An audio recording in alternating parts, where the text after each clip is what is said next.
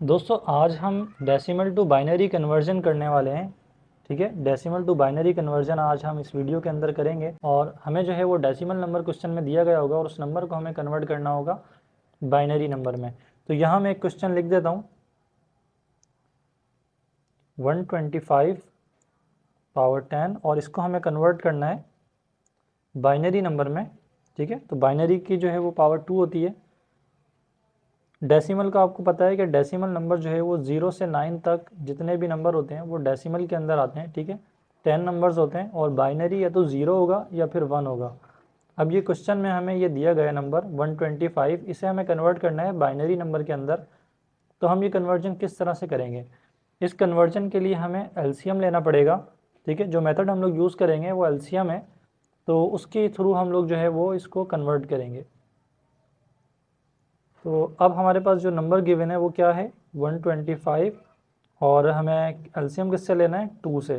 ठीक है, तो यहाँ मैं एक लाइन ड्रॉ कर देता हूँ। दोस्तों एलसीएम लेने के लिए हमें क्या करना है, हमें टेबल पढ़ना है 2 का वहाँ तक जहाँ तक कि ये नंबर आ जाता है। ठीक है, यानी कि 125 या इससे कम नंबर जहाँ तक आएगा हमें वहाँ तक इसका टेबल लिखना है और जो वैल्यू आएगी उसे नीचे लिखना है। ठीक है, और अगर कोई नंबर बचता है तो उसे जो है वो हम यहाँ पर लिख देंगे।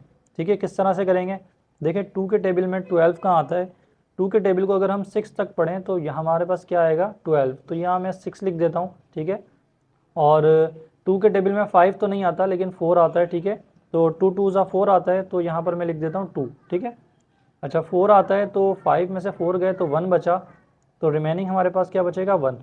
दोस्तों एक चीज़ ध्यान में रखिएगा, आपके पास जो भी नंबर बचेगा वो या तो 0 होगा या फिर 1 होगा। ठीक है, या तो पूरी नंबर डिवाइड हो रहा होगा पूरी वैल्यू, या फिर जो है एक नंबर बच रहा होगा। ठीक है, अब इसी तरह से हम 62 का लेंगे, तो 62 का किस तरह से लेंगे, 2 3 ज़ा 6 होता है, तो यहाँ मैं 3 लिख देता हूँ और 2 1 ज़ा 2।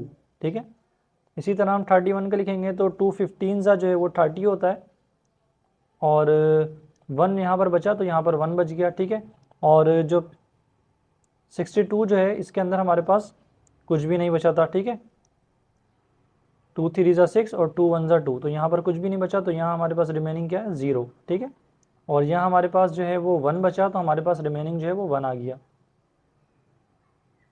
अब 15 को हम किस तरह से करेंगे, 2 7 ज़ा 14 होता है, 15 जो है वो 2 के टेबल में नहीं आता, तो यहाँ पर मैंने 7 लिख दिया और 2 7 ज़ा 14 होता है, तो 15 में से 14 को माइनस करेंगे तो 1 बचेगा, तो 1 यहाँ आ गया।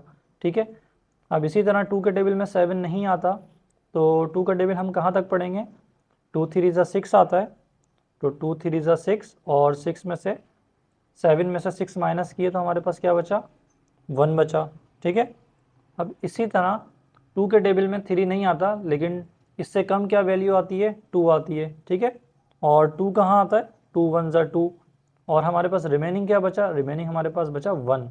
ठीक है, तो यहाँ तक ये जो है वो सॉल्व हो चुका है। अब इसका आंसर हम किस तरह से उतारेंगे, इसका आंसर जो हम लिखेंगे इसको हम नीचे से ऊपर की तरफ लेके जाते हैं। ठीक है, नीचे से जो है हम ऊपर की तरफ इसका आंसर लिखना स्टार्ट करते हैं। किस तरह से लिखेंगे देखें ज़रा, सबसे पहले हमारे पास क्या है, 1, तो हमने लिखा 1, फिर हमारे पास क्या है 1। ठीक है, और फिर हमारे पास 3 और 1 है, तो ये लिख देता हूँ।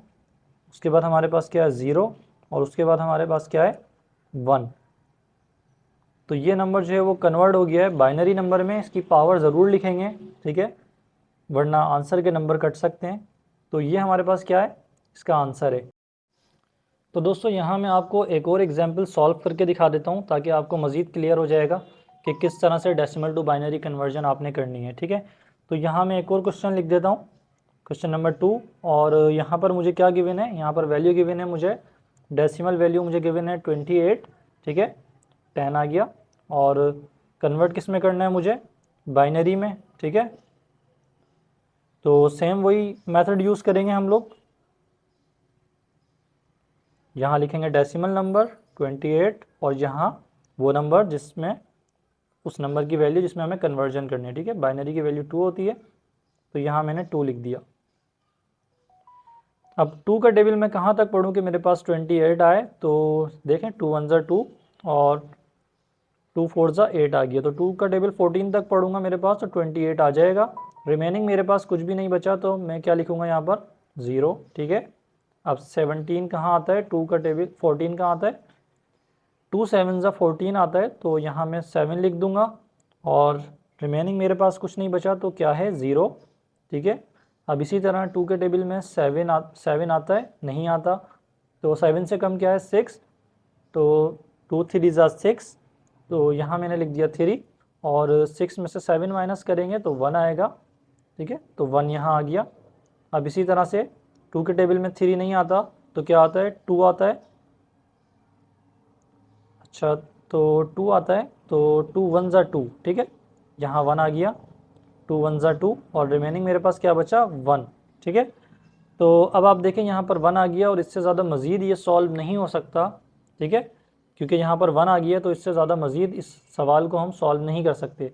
तो यहाँ हम इसका आंसर नोट डाउन कर लेंगे और आंसर क्या आएगा, आंसर हम यहाँ से लिखना स्टार्ट करते हैं, ठीक है, 1 1 1 0 0, ठीक है, तो इसका आंसर क्या है 1 1 1 और फिर 0 0, ठीक है, तो ये हमारा आंसर हो गया। तो दोस्तों उम्मीद करता हूँ ये वीडियो आपको समझ में आई होगी और आपका कॉन्सेप्ट क्लियर हो गया होगा कि किस तरह से हम binary decimal to binary conversion करते हैं। दोस्तों नेक्स्ट वीडियो में मैं आपको रेशो वाले सवाल भी बताऊंगा कि अगर हमारे पास वैल्यू इस तरह की हो, फॉर एग्जांपल 28.125 या कुछ भी पॉइंट के बाद हो, तो उसको हम बाइनरी कन्वर्जन किस तरह से उसकी करते हैं, तो वो मैं आपको नेक्स्ट वीडियो में बताऊँगा।